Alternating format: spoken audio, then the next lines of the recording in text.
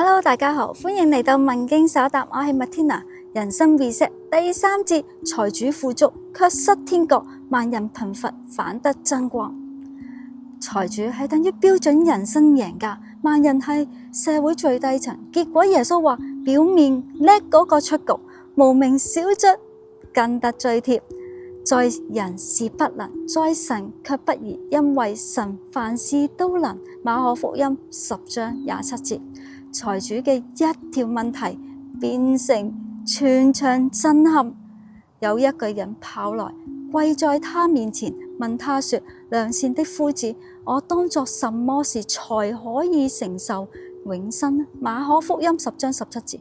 呢位兄台夠晒虔誠，守晒律法，外表宗教好青年，但耶穌話：你仲差一樣嘢喎，將你一切所有嘢變賣晒分俾窮人，然後跟我。財主當場變面，即時轉身退場。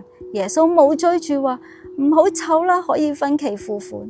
如果係今日發生，你話神啊，我可唔可以事業成功，有得永生？耶穌話可以，但你要捨棄你所依靠嘅財富。你話吓，我仲係中意現金多啲喎。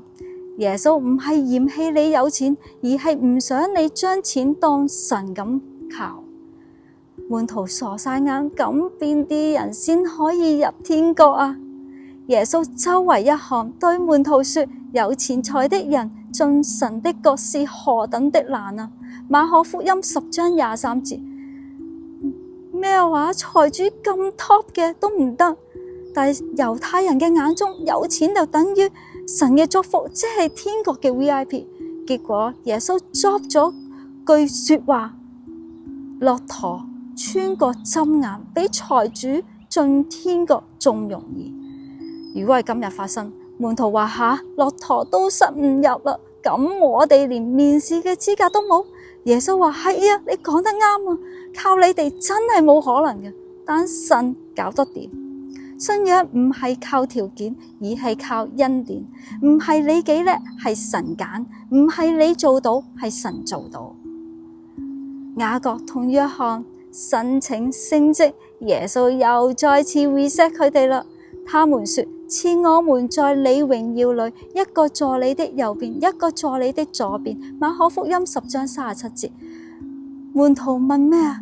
耶穌，你將來做王，記得預留左右手俾我哋啊！佢諗緊張龍椅，耶穌就諗緊個十字架。耶穌回應超有力：人子來不是要受人的服侍，乃是要服侍人，並且要捨命。馬可福音10章45節。reset 信仰嘅野心，神國領袖唔係 boss， 係僕人。如果今日發生，你話神啊，求你提升我啦。耶穌話可以啊，首先去幫人洗腳先啦。咁巴底買呢，一個盲嘅人卻睇得最清楚。大衛的子孫耶穌話：可憐我吧。馬可福音10章47節。財主睇唔到自己有幾依賴錢，門徒睇唔清耶穌來意，但係呢個慢咗嘅人竟然睇得最清楚耶穌係邊一個。佢冇懶，佢冇等，佢大聲咁叫，主動咁出聲，立刻起身跟隨。如果今日發生，旁人話收聲啦，你影響緊聚會嘅氣氛啊。巴底買話：我唔收聲，我要跟隨主。